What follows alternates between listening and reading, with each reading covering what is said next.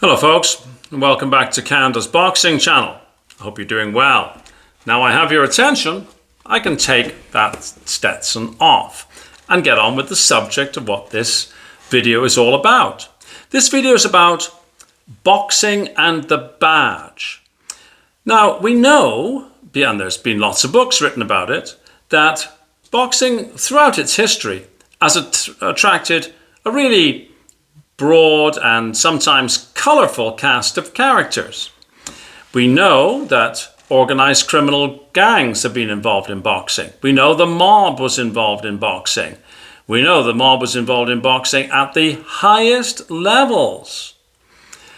But what we sometimes forget is that there's been a positive influence on boxing by a number of either serving or retired law enforcement officers. Now, I understand that there's a small but vociferous sort of group of boxing aficionados out there who really dislike the role that law enforcement has played in boxing. And there's some who don't believe that any law enforcement person, active or retired, should ever be involved in boxing. If you're one of those people, this video is not for you. And to be fair, this channel is not for you either. If you are of a more open mind, well, hopefully you will enjoy the video. Before we get into the meat of it though, let me say this. I totally understand that an individual's experience of law enforcement will vary dramatically depending upon where you live in the world and other factors that I am not blind to. If you live where I live, the chances are you're stuck by the side of the road in -30, or you're out in the wilderness and you're being followed or in some way having a negative interaction with the large predators that frequent this part of the world.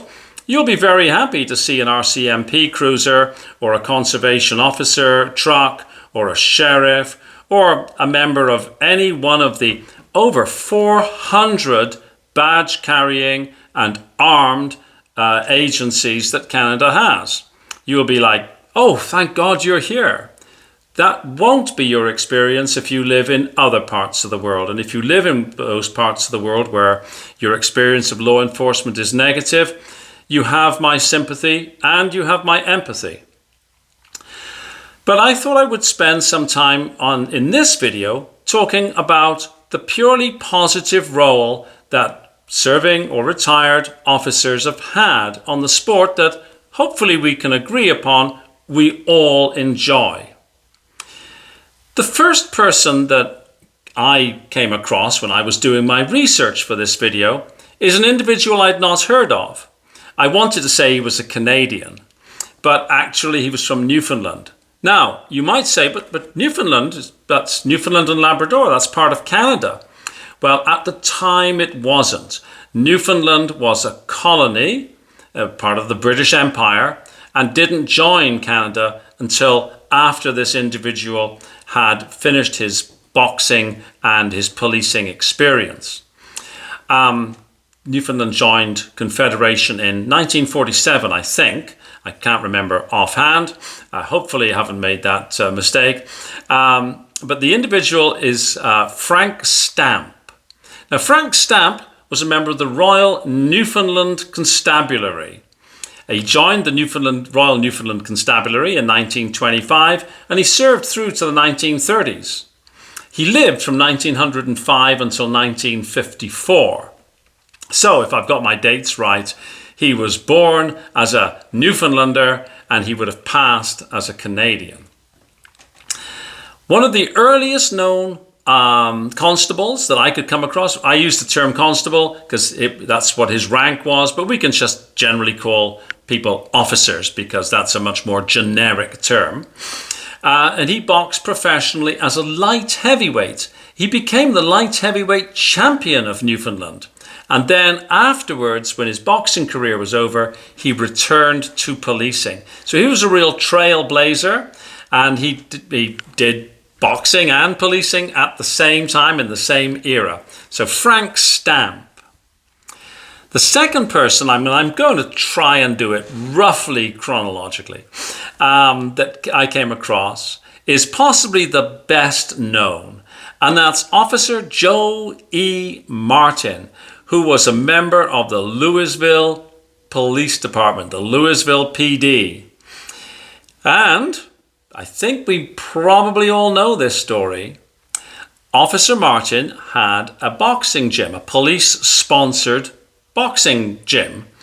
He ran, mostly in his own time, looking after this community in every which way that he could think. Anyhow, in 1954, a young Cassius Clay approached Officer Martin because his bicycle had been stolen. And young Cassius Clay used a term that became famous later on. He was going to whop whoever stole his bicycle. Well, Officer Martin took young Cassius under his wing and helped him develop the skills necessary that if he caught whoever stole his bicycle, he could give him a whopping. Well, young Cassius Clay, of course, became Muhammad Ali, the greatest and a sporting icon. At one time, the most recognizable person on the planet. One wonders if Officer Martin hadn't been involved in boxing, would we have seen the greatest, Muhammad Ali? It's a classic mentor role. The third person I came across is none other than the deputy sheriff. That was his nickname in the ring. And of course, we're talking about one of the greatest light heavyweights ever. Probably most people's top 10 for sure.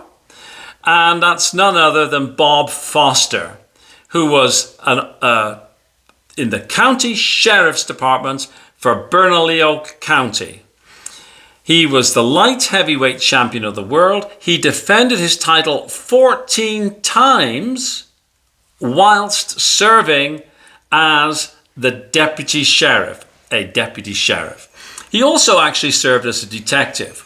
So for some part of his career, he would have worn the Stetson, and at other parts of his career, he probably wore a shirt and tie.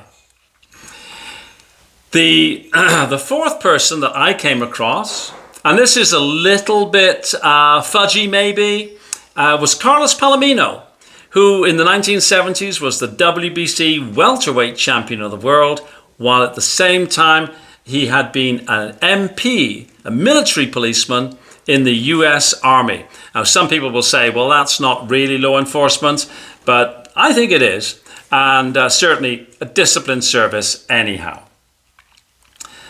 The fifth person I came across who had been a badge-carrying sworn member was Jerry Cotzi, the South African heavyweight. He'd been an officer in apartheid South Africa, so a very controversial job, though I understand in South Africa, one had to serve either in the military or in the police, and he chose to serve his community rather than serve in the military. Nevertheless, the skills and discipline that he learned undoubtedly helped him in his boxing career. The next person I came across, a very famous individual, Sugar Hill Stewart, who was a Detroit PD officer for 12 years until he retired in 2012. Detroit, I think, would be a tough place to do the job, and so I take my hat off to Sugar Hill for that. Javan Sugar Hill Stewart, like I say, 12 years as a Detroit police officer, switched to becoming a full-time boxing trainer. His uncle, of course, is the famous Manny Stewart, who, amongst other people, trained Lennox Lewis, one of the greatest heavyweights of all time.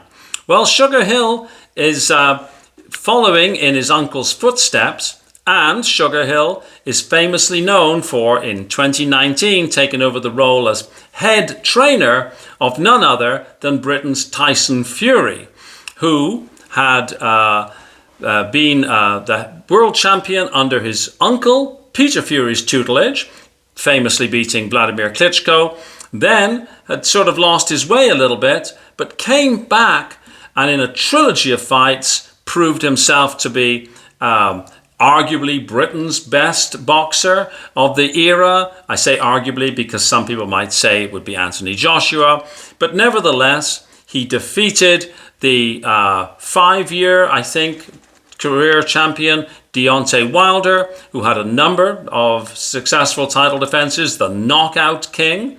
And in 3 really exhilarating fights, Tyson Fury, I think the first one was a draw and the second 2 were wins. Certainly the second 2 were under the tutelage, the coaching, the mentorship, whatever you'd like to call it, of Sugar Hill Stewart, a former member of the Detroit Police Department. Now, there's some modern female boxers who've been involved in boxing. Deirdre Fonseca is an LAPD officer, and she headlined the Montebello charity bout in 2019 as the first female officer in such a role. At the Women Cops Who Box awards event in Las Vegas in April of this year, multiple female enforcement officers were recognized also for their competitive achievements. And I think it's fair to say that boxing is not just a sport, but it's a proving ground for character. And you can decide whether or not the individuals I mentioned were able to take many of the skills they had learned working in a disciplined service, and were those skills helpful in their future careers as boxers? Were, in the case of Bob Foster, the skills that he was learning on every day helpful in his career or not? But I think you'll agree with me that the individuals I've mentioned had a positive impact on boxing, whether they were still serving members or whether they had been serving members. And there are some other sports as well that people sometimes were officers, or in one famous case, towards the end of his career, chose to become an officer. And I'm talking of none other than Shaquille O'Neal, who became a sheriff's deputy in his community. I can't imagine that many people would have wanted to tussle with Shaquille O'Neal. Anyways, I hope you've enjoyed this video. If you have, please give it that thumbs up. Please consider sharing it. And if you're watching this and you haven't yet subscribed, please consider subscribing. Thank you so much. And most importantly, wherever you are out there, have a fabulous day and stay safe. Thank you. Bye-bye.